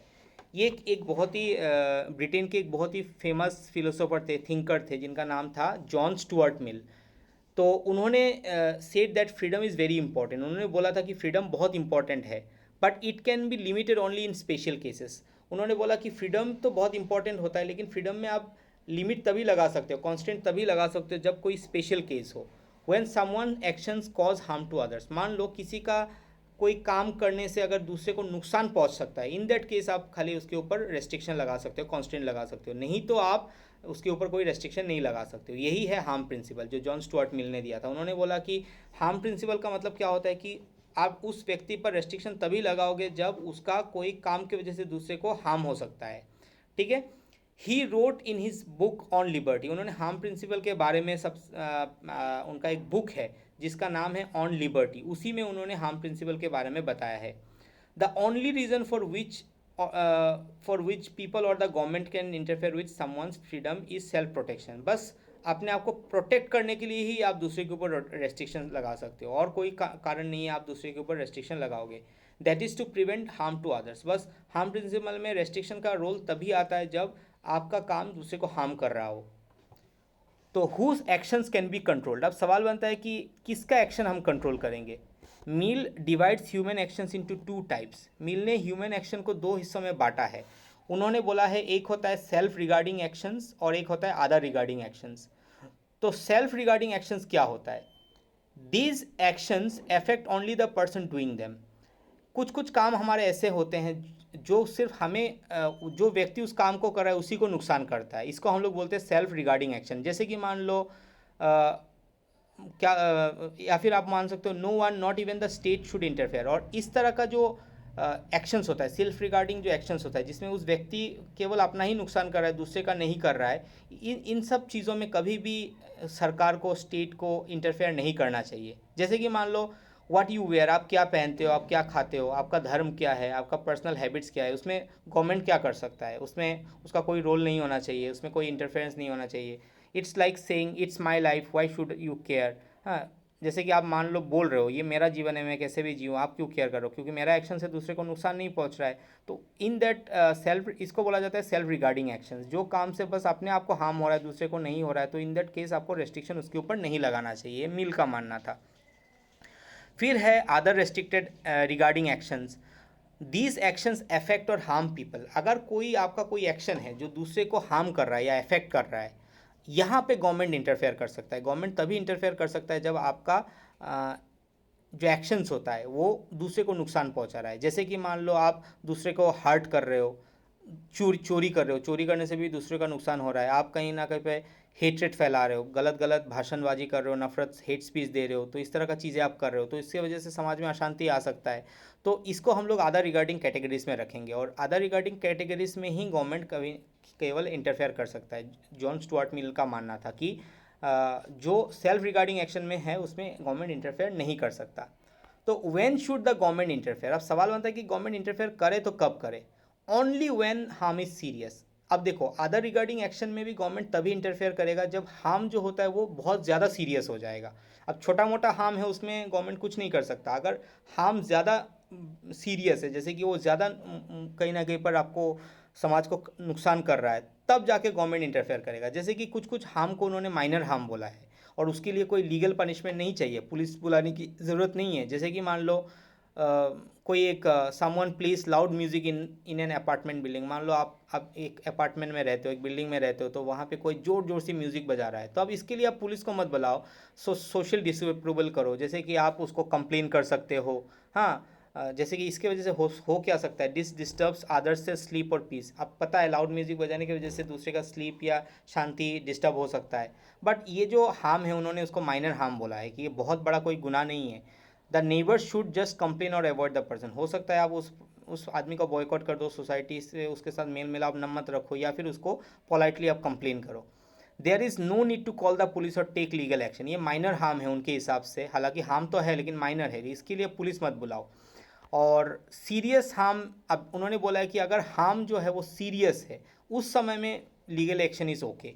अगर मान लो for example if someone does something that seriously harms other, कोई एक व्यक्ति ऐसा कोई काम कर रहा है जो दूसरे को नुकसान कर रहा है, जैसे कि वो हेट स्प्रेड कर रहा है, किसी दंगा लगाने वाला बात कर रहा है, या कहीं पे समाज में वायलेंस को बढ़ावा दे रहा है, then the state can take legal action. In that case legal action हो सकता है। लीगल एक्शन मतलब वहाँ पे पुलिस का रोल आ जाएगा, सरकार या इस व्यक्ति को पुलिस पकड़ सकता है। But still the punishment should be fair and no extreme. लेकिन पुलिस भी जब उसको पकड़ के ले जाएगा तो उसको जो पनिश करेगा वो बहुत एक्सट्रीम नहीं होना चाहिए, मोटा मोटी एक तरह का फेयर और फेयर पनिशमेंट उसको मिलना चाहिए, जितना गुना उसने किया उसके हिसाब से करना है। जैसे कि मान लो यहाँ पे बड़ा सुंदर उन्होंने एग्जाम्पल दिया है, समवन रन से हेट कैंपेन। मान लो कोई एक व्यक्ति है जो हेट कैंपेन चला रहा है, नफरत वाला भाषणबाजी चला रहा है, एक दूसरे जाति धर्म के खिलाफ बोलता जा रहा है। The state can stop their public meetings और लिमिट देयर मूवमेंट्स। हो सकता है कि इस गवर्नमेंट क्या कर सकता है, उसका पब्लिक मीटिंग्स पर बैन लगा सकता है कि भाई तुम बहुत उल्टा पुल्टा बोलते हो, तुम कोई पब्लिक रैली नहीं कर सकते हो, मीटिंग नहीं कर सकते हो, या तुम्हारा जो मूवमेंट्स होता है एक जगह से दूसरी जगह जो आना जाना है उस पर तुम्हारा रोक रहेगा। ठीक है, ये कोई गलत चीज़ नहीं है, क्योंकि ऐसे व्यक्ति को रोकना भी ज़रूरी है, तो ये एक तरह का कांस्टेंट है जो होना भी चाहिए। But life imprisonment would be too harsh if it is only a speech unless it leads to violence. लेकिन मान लो एक व्यक्ति ने खाली एक स्पीच दिया है जिसकी वजह से कोई दंगे नहीं हुआ है, ऐसे में आप उसको पूरा लाइफ टाइम जेल में डाल रहे हो, लाइफ इम्प्रिजनमेंट दे रहे हो, वो कहीं ना कहीं भी उसके साथ हार्श है, गलत है। तो उन्होंने बहुत अच्छे से समझाया कि सेल्फ रेगुलेटिंग एक्शंस क्या होता है, अदर सेल्फ रिगार्डिंग एक्शंस क्या होता है, अदर रिगार्डिंग एक्शंस क्या होता है, कब पुलिस का रोल आता है कब नहीं आता है। उन्होंने तो सेल्फ रिगार्डिंग एक्शन में बिल्कुल भी इंटरफेयर करने से मना किया, और अदर रिगार्डिंग एक्शंस में उन्होंने बस कुछ ही सीरियस हार्म के लिए ही उन्होंने बोला है कि लीगल एक्शन होना चाहिए, और वो भी लीगल एक्शन बहुत बड़ा लीगल एक्शन नहीं होना चाहिए, उनका मानना था। मतलब उन्होंने कहीं ना कहीं पर फ्रीडम को बहुत ज़्यादा सपोर्ट किया है, और रेस्ट्रिक्शन की बात तब कही है जब दूसरे को नुकसान पहुंच सकता है, हार्म हो सकता है। अब देखो what about India. In India the constitution allows reasonable restriction on freedom. आपको पता है हमारे भारत के जो कॉन्स्टिट्यूशन है, संविधान है, उसने भी रेस्ट्रिक्शन की बात कही है, लेकिन रीजनेबल, बहुत ही कम। रीजनेबल मतलब जहाँ पे लॉजिक है वहीं पे आपको आपके आपके फ्रीडम पर रेस्ट्रिक्शन है। That means restriction should be fair and logical, they should not be too harsh और अननेसेसरी। तो इंडियन कॉन्स्टिट्यूशन ने भी बोल के रखा है कि जो रेस्ट्रिक्शन होगा वो हार्श नहीं होना चाहिए, और बहुत ज़्यादा अननेसेसरी कारणों से नहीं होता है, बिना मतलब किसी के ऊपर रेस्ट्रिक्शन नहीं लगाना है। They must be balance so that freedom in society is not destroyed. मतलब बस उसी लिए आपको रेस्ट्रिक्शन लगाना है, ताकि सोसाइटी में कहीं ना कहीं पे बैलेंस बना रहा है, सोसाइटी का जो फ्रीडम है वो डिस्ट्रॉय ना हो जाए, इसीलिए आपको लगाना है, लेकिन मिनिमम रेस्ट्रिक्शन की बात कही गई है। तो ओवरऑल हमने देखा कि की मैसेज क्या दिया है इसमें, we must learn to tolerate different opinions. हमको दूसरे का ओपिनियंस को सहन करना सीखना चाहिए, उनके लाइफस्टाइल को सहन करना सीखना चाहिए, उनका हैबिट को समझना चाहिए, as long as they don't hurt others. जब तक वो लोग दूसरे को नुकसान नहीं करते, हमको क्या प्रॉब्लम है, हमको उसको टॉलरेट करना पड़ेगा। But we should not tolerate actions that put others in danger और स्प्रेड हेट। लेकिन ऐसे एक्शन को हम बिल्कुल भी इग्नोर नहीं कर सकते जो दूसरे को लाइफ को डेंजर में डाल सकता है या नफरत समाज में फैलाता होगा। फ्रीडम बहुत इंपॉर्टेंट होता है, freedom is precious, so restriction should be. Freedom बहुत इंपॉर्टेंट होता है, तो रेस्ट्रिक्शन, इसीलिए रेस्ट्रिक्शन कैसे होना चाहिए, रेयर होना चाहिए, बहुत ही कम होना चाहिए, कम सिचुएशन में होना चाहिए, रीज़नेबल होना चाहिए। रीज़नेबल मतलब जहाँ पे लॉजिक है वहीं पे आपको रेस्ट्रिक्शन लगाना है, और वो भी रेस्ट्रिक्शन जो होगा बहुत ज़्यादा एक्सट्रीम नहीं होना चाहिए, कम पनिशमेंट भी आपको देना है तो कम लेवल पे देना है।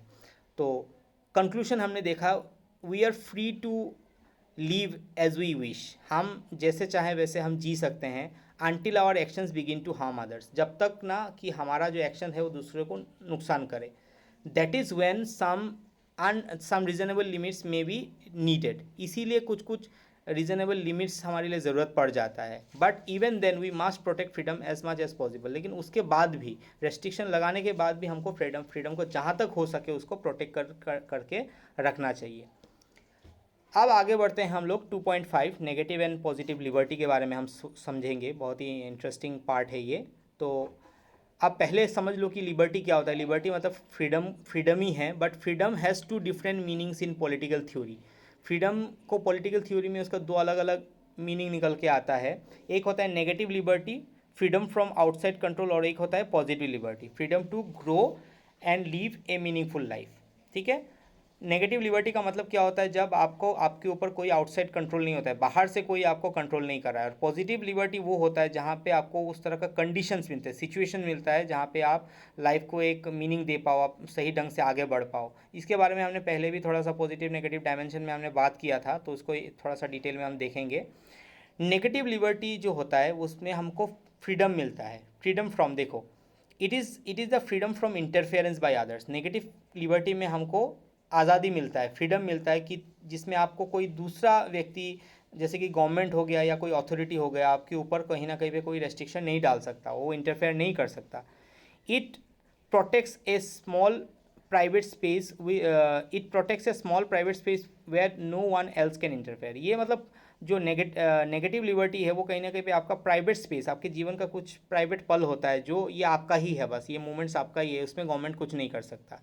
For example, you should be free to wear the clothes you like, कौन सा कपड़ा आप पहनना चाहते हो, आपका जो ओपिनियन होता है भी कोई भी विषय के ऊपर, आपका जो मानना है, जो ओपिनियन आपका मत होता है उसको आप बोल पाओ, या आपका खुद का लाइफस्टाइल आप खुद चुन पाओ कि आप क्या खाओगे, क्या पहनोगे। This freedom means you are the master of your own life in certain areas. कुछ कुछ मामले में आप खुद अपने ही मास्टर खुद हो, कोई दूसरा आपका मास्टर नहीं है। This but how much freedom should you have, लेकिन आप प्राइवेट स्पेस में आपको फ्रीडम दिया जाता है, लेकिन इसमें कुछ क्वेश्चंस आता है कि कितना फ्रीडम आपको मिलना चाहिए। This is a matter of debate, ये आज भी कहीं ना कहीं पे डिबेटेबल मैटर है। If you have too little freedom your dignity and individuality suffer. अगर आपके पास जो लिमिटेशंस है, आपके पास जो फ्रीडम है वो अगर बहुत कम है, तो आपका जो सेल्फ रेस्पेक्ट है या आपका जो व्यक्तित्व होता है वो कहीं ना कहीं पे भुगतता है, सफ़र करता है। अब देखो कुछ इंपॉर्टेंट क्वेश्चन है इस रिलेटेड, मतलब इसको समझने के लिए। Is choosing your clothes at school और at work your personal freedom that no one should interfere with. तो क्या आप मानते हो कि आपका जो कपड़ा है जो आप स्कूल में पहनते हो या आपका कोई वर्क प्लेस ऑफिस में आप पहनते हो, क्या ये आपका पर्सनल चॉइस फ्रीडम होना चाहिए जहाँ पे कोई और दूसरा इंटरफेयर ना करे, या फिर can institutions like the school, मान लो कोई इंस्टीट्यूशन है जैसे स्कूल हो गया या आपका सीबीएसई बोर्ड हो गया या रिलीजियस अथॉरिटीज़ हो गया, क्या वो आपके लिए डिसाइड कर सकता है, कोई भी चीज़ आपके लिए डिसाइड कर सकता है? That is exactly the kind of question that negative liberty tries to answer. तो नेगेटिव लिबर्टी जो है यही सब चीज़ों का आंसर करने की कोशिश करता है। In short, negative liberty is about how much area is mine where no one else can tell me what to do. तो नेगेटिव लिबर्टी बेसिकली उस चीज़ को हम लोग बोलते हैं कि आपके जीवन में कुछ एरिया होता है, कुछ एरिया ऐसा होता है जहाँ पे कोई दूसरा आपके यहाँ पे, मतलब बेसिकली प्राइवेट स्पेस की बात कर रहा है, जहाँ पे कोई दूसरा आपको इंटरफेयर नहीं कर सकता है। तो ये था आपका नेगेटिव लिबर्टी। नेगेटिव लिबर्टी का मतलब ही होता है कि आपका प्राइवेट स्पेस जहाँ पे कोई दूसरा इंटरफेयर नहीं कर सकता है, ना तो गवर्नमेंट ना तो कोई अथॉरिटी इंटरफेयर कर सकता है। अब हम समझते हैं कि पॉजिटिव लिबर्टी किसको बोलते हैं। It is about having the opportunity and ability to do things and become what you want in life. मतलब ये कहीं ना कहीं पर गवर्नमेंट की तरफ से या अथॉरिटी की तरफ से आपको अपॉर्चुनिटी होना चाहिए कि आप अपने आप को आगे ले सकते हो। पॉजिटिव लिबर्टी तो आप तभी बोलेंगे ना जब आप जहाँ पे रहते हो, जिस समाज में रहते हो, जिस देश में रहते हो, वहाँ पे आपको पूरा तरह का अपॉर्चुनिटी मिलता है, और जहाँ पे आप अपना एबिलिटी को, अपने पोटेंशियल को हासिल कर पाओ, आप जो चाहे फ्यूचर में वो बन पाओ। और वहाँ पे क्या फोकस रहता है, यहाँ पे आप पूछ सकते हो कि पॉजिटिव लिबर्टी में इट आस्क, ये पूछता है आपसे हु गवर्न्स मी, हम मुझको जो चला रहा है वो कौन चला रहा है। The ideal answer is I govern my self. तो मतलब गवर्नमेंट तो एक तरह का एक इंस्टीट्यूट है, वो गवर्नमेंट तो आपको चला रहा है, लेकिन वहाँ पे चल किसका रहा है, आपका चल रहा है, तो I govern myself. Positive liberty is about creating the right condition in society so people can truly develop. तो उसको और अच्छे से समझते हैं कि पॉजिटिव लिबर्टी वही होता है कि वहाँ पे आपके लिए राइट कंडीशन, सही कंडीशंस होना चाहिए समाज में, जहाँ पे आप अपने आप को डेवलप कर पाओ। Think of a person like a plant. मान लो एक इंसान को प्लांट के साथ कंपेयर करो। मान लो टू ग्रो प्रॉपरली, प्लांट को क्या चाहिए होता है? अगर वो बड़ा होना, उसको अगर बढ़ना है, बड़ा होना है, तो उसके लिए क्या ज़रूरत है? उसको चाहिए होता है गुड सॉइल। गुड सॉइल का मतलब क्या होता है? उसका बेसिक नीड है, अच्छा मिट्टी चाहिए होता है। सनलाइट मतलब उसको अपॉर्चुनिटी चाहिए होता है। फिर वाटर एक तरह का रिसोर्सेस है। और केयर, सपोर्टिव एनवायरनमेंट, मतलब एक इंसान के जीवन में भी वही सब चीज़ें चाहिए होता है ना। अगर उसको बढ़ना है, बेसिक नीड्स उसको चाहिए, अपॉर्चुनिटी चाहिए, रिसोर्सेज चाहिए, सपोर्ट चाहिए। Similarly a person need material support. जैसे कि अभी मैंने आपको बताया, एक एक व्यक्ति होगा तो उसको मटेरियल सपोर्ट चाहिए होगा, जैसे कि उसके पास गरीबी ना हो, उसके पास एम्प्लॉयमेंट हो, जॉब हो। फिर उसके पास कुछ पॉलिटिकल फ्रीडम भी रहना चाहिए कि वो डिसीजन मेकिंग में, जैसे कि सरकार में कहीं ना कहीं पर पार्ट ले सके, वो वोटिंग कर सके। फिर education and opportunities to grow mentally and emotionally. अगर आपको मेंटली या इमोशनली ग्रो करना है तो आपको एजुकेशन का अपॉर्चुनिटी भी आपके पास होना चाहिए। तो जो पॉजिटिव लिबर्टी होता है उसका मेन गोल क्या है? It helps every one live a decent and fulfilling life by giving them real chances to improve. ये आपका जीवन को सुधारता है। तो आपको क्या देता है? कहीं ना कहीं पे एक रियल चांस देता है इम्प्रूव करने का।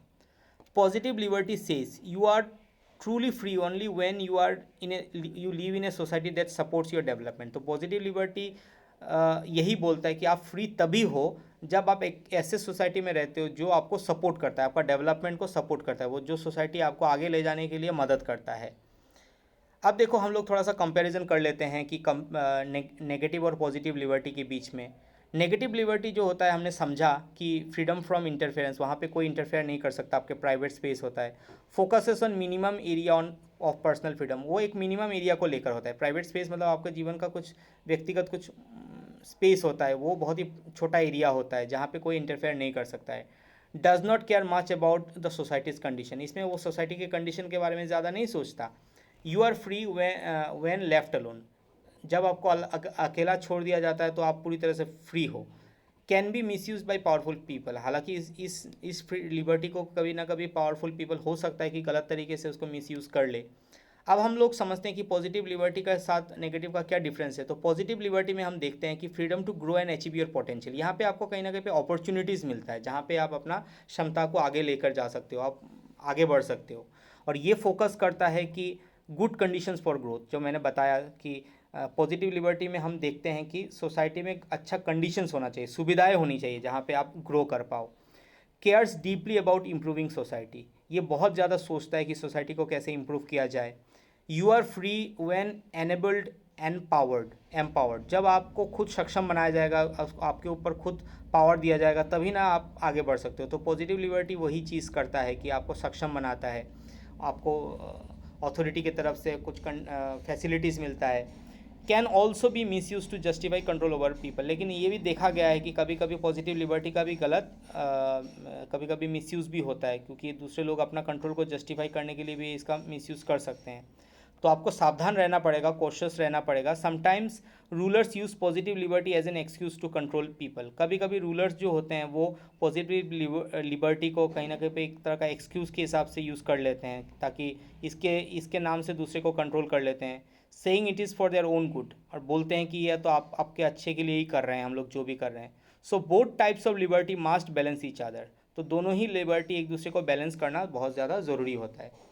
तो फाइनल थॉट जो हमने पॉजिटिव और नेगेटिव लिबर्टी से सीखा वो है, we need both kinds of liberty, दोनों लिबर्टी ही हमको चाहिए। Negative liberty protects us from outside control, जो नेगेटिव लिबर्टी होता है वो कहीं ना कहीं हमें बाहरी कंट्रोल से बचाता है, और पॉजिटिव लिबर्टी जो होता है वो हमें पावर देता है to live our life meaningfully, हम अपने जीवन को सही ढंग से चला सकें। Together they help build a fair and free society, दोनों मिलकर क्या करता है, कहीं ना कहीं पे फ्री और फेयर सोसाइटी बना सकता है। ठीक है, तो अब हम आते हैं कि आपका जो लास्ट टॉपिक है इस चैप्टर से, जो है फ्रीडम ऑफ एक्सप्रेशन। तो फ्रीडम ऑफ एक्सप्रेशन क्या है? जो आप अपने आप को एक्सप्रेस कर सकते हो, उसका जो फ्रीडम होता है कि आप अपने मन में कोई बात है उसको आप अलग अलग तरीके से उसको एक्सप्रेस कर सकते हो।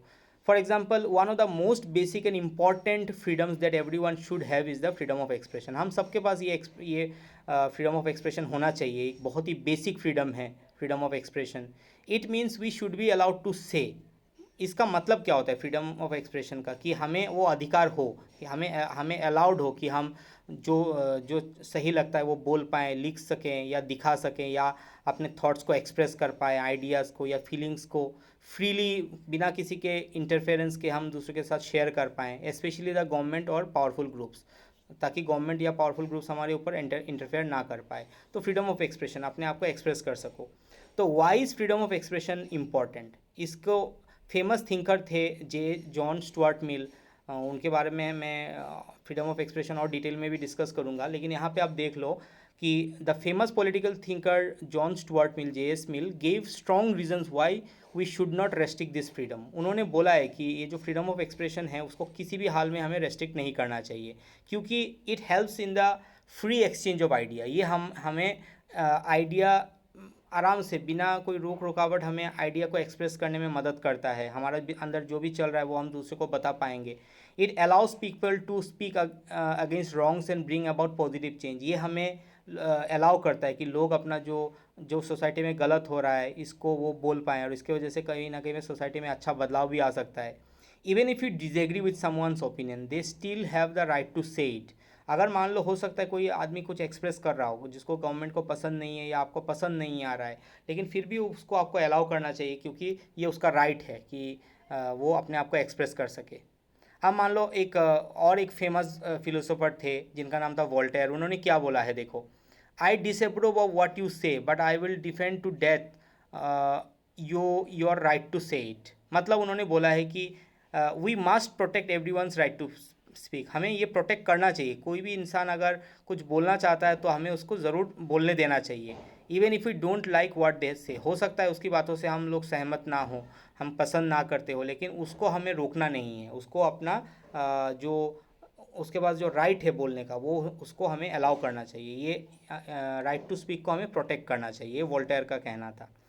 तो real examples of freedom being challenged eight many times, आपको दिखेगा बहुत समय में ऐसे भी हुआ है कि फ्रीडम को चैलेंज भी किया गया है। पीपल और groups have demanded to ban books. समय समय पे आपको दिखा गया है कि किसी ने कोई अपना कुछ बुक लॉन्च करने की कोशिश किया, कभी मूवी के ज़रिए, कोई प्ले नाटक के ज़रिए कुछ दिखाने की कोशिश किया गया, लेकिन उसके ऊपर बैन लगा दिया गया। तो हम देखेंगे कि ये सब कहाँ कहाँ तक जस्टिफाइड है, कहाँ तक सही है। Let's look at few real examples. कुछ रियल एग्जाम्पल्स के बारे में हम बात करते हैं। जैसे कि एक डायरेक्टर थी दीपा मेहता, उन्होंने विडोज़, जो विधवा औरत होती है वाराणसी में, तो उनका जो सैड लाइफ होता है, उनका जो दुखियारी वाला जीवन होता है, उसको उन्होंने एक बार फिल्म में दिखाने की कोशिश किया। But some people opposed it, लेकिन कुछ लोगों ने उसको अपोज किया। उन लोगों ने बोला कि it would show India in a bad light. तो उन लोगों का मानना था कि ये भारत का छवि दूसरे दुनिया में ख़राब तरीके से दिखाएगा। So she was not allowed to film in Varanasi. तो उनको वाराणसी में वो फिल्म बनाने ही नहीं दिया गया, क्योंकि उनको वाराणसी में विडोज़ के ऊपर फिल्म बनाना था, विधवा औरतों के ऊपर। अब उसके अलावा भी कुछ और बुक्स है जिसको बैन किया गया है समय समय पे, आपको दिखेगा।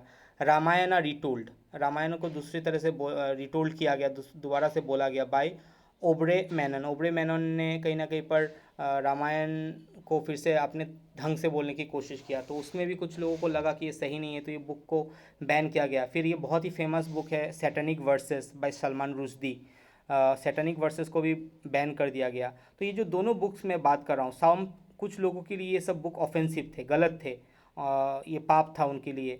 तो फिल्म्स एंड प्लेस बैन, और कुछ कुछ फिल्म भी बैन हुआ है, जैसे कि और कुछ नाटक भी बैन हुआ है। जैसे कि मान लो एक फिल्म है the last temptation of Christ, एक फिल्म था। फिर एक प्ले था, एक नाटक था जिसका नाम है मी नाथुराम बोलते। ये एक प्ले है, प्ले का मतलब होता है एक नाटक था। तो ये दोनों को भी बैन किया गया। जैसे कि वीडियो के ऊपर फिल्म को बैन किया गया, बुक्स को बैन किया गया, और एक फिल्म और एक नाटक को बैन कर दिया गया। आपने देखा होगा कभी ना कभी ये सब चीज़ें बैन हो जाता है। These where band after protest from certain sections of society. समाज के कुछ वर्ग के लोग उसको प्रोटेस्ट करते हैं, तो आगे चलकर हमें इसको इसको इसको बैन करना पड़ जाता है। तो अब सवाल बनता है कि ये जो बैनिंग है, ये जो किसी ना किसी चीज़ को रोक रहे हो आप, ये क्या हार्मफुल है? Why is banning harmful? क्यों ये हार्मफुल है? Banning may solve problems quickly in the short term. Short term में आपको दिखेगा कि छोटे समय के लिए आपको दिखेगा हाँ अभी प्रॉब्लम था, हमने इसको बंद कर दिया तो समाधान हो गया, but in the long run, लंबे समय पर आप दिखोगे, आपको दिखेगा कि it can destroy our freedom, ये हमारा फ्रीडम को रोक सकता है। आज आपने एक बुक को, एक फिल्म को बैन किया, आगे चलकर दिखेगा कि आपका सही आवाज़ को भी दबाया जा सकता है। तो if we start banning one thing, soon we may ban many more, and that becomes a habit that kills freedom. ये हैबिट में कन्वर्ट हो सकता है ना। आज एक फिल्म को, एक नाटक को बैन किया जा रहा है, आगे चलकर आप कोई भी चीज़ बोलोगे वो आप सही भी बोल सकते हो, तो उसको भी दबाया जा सकता है जो किसी दूसरे को पसंद नहीं आएगा। तो ये एक तरह का हैबिट बन जाएगा कि आपके फ्रीडम को ख़त्म करने का, कहीं ना कहीं पे आपका एक्सप्रेशन को रोका जाएगा। But should we never ban anything, तो इसका मतलब क्या है कि हम कभी बैन ही ना करें क्या? समटाइम्स देर इज सेंसरशिप, कभी कभी सेंसरशिप की ज़रूरत पड़ सकती है। For example, only A part of A film is काट और चेंज, हो सकता है फिल्म का कुछ एक पर्टिकुलर पार्ट को काट काट कर दिया या चेंज कर दिया गया, ये आप कर सकते हो। जैसे कि in England, people working in the royal household can not write और talk publicly about the royal family. यहाँ पे इंग्लैंड का एक रॉयल फैमिली समझते हो ना, राज परिवार जो होता है, जो राजा का परिवार होता है, वहाँ पे काम करने वाले जो लोग होते हैं उनको एक कॉन्ट्रैक्ट साइन करना पड़ता है कहीं ना कहीं पर, कि हम इस घर के अंदर होने वाला कोई भी मैटर को बाहर डिस्कस नहीं करेंगे, चाहे हम अभी जॉब में हो ना हो, कभी भी हम इस घर के अंदर का मैटर को बाहर डिस्कस नहीं कर सकते। So is this kind of ban fair और अनफेयर? तो आपको क्या लगता है कि इस तरह का जो बैन है वो फेयर है या अनफेयर है? This is where we need to think about the difference between justifiable and unjustifiable constraint. देखो, कंस्ट्रेंट दो तरह का होता है, कुछ जस्टिफाइबल होता है जो नीति संगत होता है, और जो अनजस्टिफाइबल होता है जो नीति संगत नहीं होता है। मतलब कुछ के पीछे लॉजिक हो सकता है कि हाँ भाई सही बोल रहे हो, इसको तो लगाना ही चाहिए, और कुछ होता है अनजस्टिफाइबल जिसके पीछे कोई लॉजिक नहीं होता है, आपने बस अपनी मन मर्जी की है। तो बैन करने से पहले भी वो देखना पड़ेगा कि वो जस्टिफाइबल बैन है या अनजस्टिफाइबल बैन है, जो रेस्ट्रिक्शन आप उसके ऊपर लगा रहे हो। तो इसीलिए हम पढ़ेंगे good versus bad constraint. Bad constraint क्या होता है कि if we are force to stay silent by powerful groups, अगर मान लो आपको ज़बरदस्ती करके साइलेंट किया जा रहा है, जैसे कि गवर्नमेंट या कोई रिलीजियस या कल्चरल फोर्स, हाँ धार्मिक कोई संस्था या कोई कल्चरल संस्था है जो आपको ज़बरदस्ती आपको फोर्स करके साइलेंट रखने पे मजबूर करता है, then our freedom is being restricted. तो आप समझ लो कि ये बैड कॉन्स्टेंट है, आपका फ्रीडम को कहीं ना कहीं रेस्ट्रिक्ट कर दिया गया है। लेकिन कुछ कुछ होता है गुड कॉन्स्टेंट, जिसको एक्सेप्टेबल कॉन्स्टेंट हम बोलते हैं। जैसे कि मान लो, if we choose to accept some rules like not revealing secrets in a job, then it is not really a loss of freedom because we agree to it. अगर आप मान लो कॉन्ट्रैक्ट खुद साइन किया है कि हाँ भाई हम आपके बारे में कहीं दूसरी जगह पे जाके बोलेंगे नहीं, तो इसमें कोई बुराई नहीं है, क्योंकि आपने पहले से ही कॉन्ट्रैक्ट साइन करके रखा है, आपने उसको एग्री किया है कि यहाँ के बारे में हम दूसरे में चर्चा नहीं करेंगे, तो इसमें कोई बुराई नहीं है, ये एक्सेप्टेबल कॉन्स्टेंट है। तो freedom means making choices and taking responsibility. Overall हमने क्या देखा, जो फ्रीडम होता है उसका मतलब क्या होता है कि आप फ्रीली चॉइस कर सकते हो, रेस्पॉन्सिबिलिटी उठा सकते हो। In the beginning we learn that freedom means no outside control. तो शुरू में हमने यही देखा कि फ्रीडम का मतलब कोई बाहर से कंट्रोल हमें ना कर पाए। But now we know that real freedom is more than that. लेकिन अभी हम ये जान चुके हैं कि रियल फ्रीडम जो होता है वो उससे कहीं ज़्यादा बड़ा कॉन्सेप्ट है। Freedom means we have the ability to make good choices. Freedom का मतलब ही होता है कि हमारे पास वो क्षमता होना चाहिए कि हम अच्छे चॉइस करें। चॉइस का मतलब कोई भी चॉइस ना करें, अच्छे चॉइस कर पाए। Freedom means we accept responsibility for our actions. जो भी आप काम करते हो उसका रेस्पॉन्सिबिलिटी लेने के लिए भी आप तैयार हो, ये भी फ्रीडम का एक मायने होता है। Freedom grows when people are educated and taught how to think wisely. Freedom का जो दायरा होता है वो बढ़ता रहता है। जब आप शिक्षा में आगे बढ़ते रहो तो आपका सोच विचार करने का क्षमता बढ़ता है, तो आपका फ्रीडम भी साथ साथ बढ़ता है। Freedom is safe when the state और society does not control us too much. और जब जिस सोसाइटी में आप रह रहे हो, जिस गवर्नमेंट के अंडर आप रह रहे हो, जिस परिस्थिति में आप रह रहे हो, वहाँ पे अगर आपको कम से कम कंट्रोल किया जाए तो आपका फ्रीडम को सेफ माना जाता है। That is why children are under the care of parents. इसीलिए हम देखते हैं कि कुछ कुछ जो बच्चे होते हैं उनको, चिल्ड्रन जो होते हैं उनको पेरेंट्स के केयर के अंडर में ही रखा जाता है, because they are not yet ready to take full responsibility. क्योंकि अभी भी वो पूरा रिस्पॉन्सिबिलिटी लेने के लिए तैयार नहीं है, उनको आप ऐसे नहीं छोड़ सकते हो। तो फ्रीडम देने से पहले आपको उसको एजुकेट करना पड़ेगा, ट्रेन करना पड़ेगा। तो कंक्लूशन क्या है इसका? Freedom of expression is a very important part of living in a free society. तो हमने देखा कि फ्रीडम ऑफ एक्सप्रेशन जो होता है हमारे सोसाइटी का, एक फ्री सोसाइटी का एक बहुत ही इंपॉर्टेंट पार्ट है। वही हमें उसको बचाना ही चाहिए। हो सकता है इसकी वजह से कुछ लोगों को असुविधा हो, डिस्कम्फर्ट हो, because it helps everyone grow, learn and speak up. तो इसीलिए ये सबको कहीं ना कहीं पे हेल्प करता है ग्रो करने में, सीखने में और बोलने में, वो आपको ट्रेन कर देता है। But we should also understand when reasonable limits are needed and always ask. लेकिन हमें ये भी पता होना चाहिए कब हमारे फ्रीडम ऑफ एक्सप्रेशन पर लिमिट भी होना चाहिए। इज़ दिस लिमिट फेयर, और जो लिमिट आपके ऊपर लगाया जा रहा है ये भी आपको मानना पड़ेगा, समझना पड़ेगा कि ये जो लिमिट आपके ऊपर लगाया गया है ये सही है या गलत है। इज़ इट फॉर सेफ्टी और जस्ट टू कंट्रोल। तो आपको ये भी समझ आना पड़ेगा कि आपके ऊपर जो रेस्ट्रिक्शन आपके फ्रीडम ऑफ एक्सप्रेशन पर लगाया गया है वो बस आपके सेफ्टी के लिए है, या बस आप उस गवर्नमेंट को या अथॉरिटी को जस्ट आपको कंट्रोल करना है, किसके लिए लगाया गया है, इस चीज़ को समझ होना चाहिए। तो एक इन्फोबॉक्स में दिया हुआ इन्फॉर्मेशन है फ्रीडम ऑफ एक्सप्रेशन जो जॉन स्टुअर्ट मिल ने दिया है, उनके बारे में थोड़ा सा एकदम वेरी ब्रीफली हम लोग बात कर लेते हैं। जॉन स्टुअर्ट मिल जो एक थिंकर थे 19वीं सेंचुरी ब्रिटेन के, उन्होंने स्ट्रांगली सपोर्ट किया था freedom of speech, thought and discussion को। उन्होंने इन सब चीज़ों को, जो बोलने की आज़ादी होता है, सोचने का आज़ादी होता है, डिस्कशन का आज़ादी होता है, उसको उन्होंने कहीं ना कहीं पे बहुत ही स्ट्रांग तरीके से सपोर्ट किया है। He gave 4 simple reasons why every one should have the right to express their ideas. उन्होंने 4 रीजन्स बताए हैं कि क्यों सभी लोगों को ये जो राइट, एवरीवन, सभी लोगों को क्यों ये राइट होना चाहिए कि अपने आइडियाज़ को एक्सप्रेस करने का जो राइट्स है वो क्यों होना चाहिए, उसका 4 रीज़न, कारण उन्होंने बताया है। Even if those ideas seem wrong और फॉल्स, अगर हो सकता है आपको लगे ये गलत है या रॉन्ग है, फिर भी उन्होंने बोला है। देखो नंबर 1 उन्होंने क्या बोला है, नो आइडिया इज़ 100% फॉल्स। कोई भी आइडिया पूरी तरह से गलत नहीं होता है, उनका मानना था ये जॉन स्टुअर्ट मिल का। Even if an idea looks wrong it may still have a small part of truth in it. कुछ कुछ आइडियाज़ देखने से लगता है पूरी तरह से गलत है, लेकिन हो सकता है कि उसके अंदर कुछ पार्ट है जो सच्चाई है। If we ban it we may lose the small truth too. अगर हम उसको बैन करते हैं तो उसके साथ साथ जो उसमें बचा कुचा स्मॉल ट्रूथ है वो उसको भी हम खो सकते हैं। फिर उन्होंने बोला truth comes out when ideas fight. सच्चाई तो तभी बाहर निकल के आएगी ना जब आप डिबेट करोगे, डिस्कशन करोगे। Truth does not appear on its own. उनका मानना था कि सच्चाई अपने आप कहीं बाहर नहीं निकल के आता। It comes when different ideas clash and people discuss and debate them. उन्होंने बोला कि डिफरेंट आइडियाज़ जब क्लैश करते हैं और लोग जब डिस्कस करते हैं, डिबेट करते हैं, तभी एक इंपॉर्टेंट आइडिया निकल के आता है जो ट्रू आइडिया होता है। Even ideas we think are wrong today may have helped shape the good ideas we believe now. जो आइडिया आज आपको गलत लग रहा है, हो सकता है वही आइडिया फ्यूचर में या वर्तमान में, जो पास्ट में हमको रॉन्ग लगता था, तो वो आज हो सकता है अभी हमको सही भी लग सकता है, फ्यूचर में वो आइडिया सही प्रूव हो जाए। फिर उन्होंने बोला we must keep testing the truth. और हमें ट्रूथ को हमेशा टेस्ट करते रहना चाहिए कि जिसको आप ट्रूथ मान रहे हो वो सही में ट्रूथ है या नहीं। Even true ideas can become boring and meaningless if you stop questioning them. सही आइडियाज़ भी बोरिंग हो सकता है या बेकार हो सकता है अगर हम उसको क्वेश्चन करना ही छोड़ दे तो।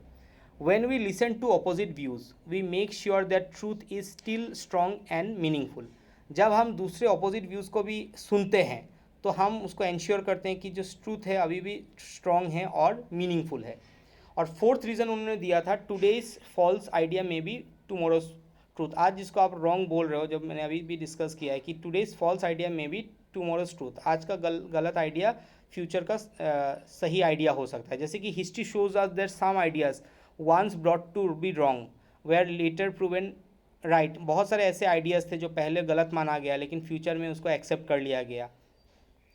साइंस को लेकर भी आपने देख सकते हो, पहले जैसे कि भूकंप आता था तो लोग बोलते थे कि हाँ ऐसे मिट्टी के नीचे कोई ड्रैगन है तो वो हिलता है तो भूकंप आ जाता है। लेकिन अभी साइंटिफिक डेवलपमेंट के बारे में हमने कई सारे नया आइडियाज़ डेवलप कर लिया है। तो जो आइडियाज़ कुछ कुछ आइडियाज़ हो सकता है जो पुराने समय में फॉल्स लगते वो आज के समय में सही हो, कुछ पुराने समय में सही लगता था आज फॉल्स हो, ऐसा भी हो सकता है। तो history shows us that some ideas once thought to be wrong. कुछ आइडियाज़ ऐसे भी थे जो पहले गलत लगते थे लेकिन अब बाद में राइट प्रूफ हो गए। If we stop all ideas that seem wrong today we may miss out on important knowledge in the future. जैसे कि मान लो सोक्रेटिस बहुत सारे आइडियाज़ की बात करते थे, प्लेटो के जो टीचर थे, तो उनके आइडियाज़ उस समय में बहुत सारे लोगों को रॉन्ग लगता था, लेकिन वही आइडियाज़ आज के समय में देखते हो कि बहुत सारे लोगों को सही लगता है। तो कंक्लूजन हमने ओवरऑल क्या देखा है इसमें, a free society must allow all kinds of ideas. जो फ्री सोसाइटी होता है वो सब तरह का आइडियाज़ को एक्सेप्ट करता है, सुनता है। Even the ones that seem odd और रॉन्ग, जो आइडियाज़ उसको गलत लगता है या रॉन्ग लगता है उसको भी सुनता है, because that is how truth grows and knowledge improve. इसी तरह से जो ट्रूथ होता है वो बाहर निकल के आता है और नॉलेज इम्प्रूव होता है। तो इसी तरह से हमने इस चैप्टर को पूरी तरह से एंड कर दिया है। आशा करता हूँ कि आपको अच्छा लगा होगा। इसमें पूरा चैप्टर को मैंने डिटेल में एक्सप्लेन किया है, कोई भी इन्फॉर्मेशन इसमें मिस आउट नहीं है। आप उसको बहुत अच्छे से उसको देखिए, आपके टेक्स्ट बुक के साथ मिलाकर पढ़िए तो आपको बहुत ज़्यादा हेल्प मिलेगा। साथ ही साथ आप देख सकते हो कि यहाँ पे मैंने कुछ क्वेश्चंस भी डाला है, कुछ एमसीक्यूज़ डाला है। आप वीडियो में जाके स्क्रॉल करके फॉरवर्ड करके देख सकते हो इसको। एमसीक्यूज़ है, कुछ इम्पोर्टेंट क्वेश्चंस भी मैंने इसमें डाला है। 4 मार्क्स क्वेश्चंस है जो इजी टू रीड है। और फिर फाइनली मैंने 2 मार्क्स का क्वेश्चंस भी कुछ डाला है जो आपको आपके एग्ज़ाम में कुछ प्रोबेबल क्वेश्चन आंसर्स हैं, तो ये सब आपको मदद कर सकता है। तो ओवरऑल थैंक यू। और आप बताइए कि नेक्स्ट किस चैप्टर में मैं वीडियोस लेकर आऊँ, और साथ ही साथ अगर आपको क्वेश्चन आंसर भी चाहिए उस चैप्टर से रिलेटेड तो भी आप कमेंट में ज़रूर लिख कर बताइए। Thank you.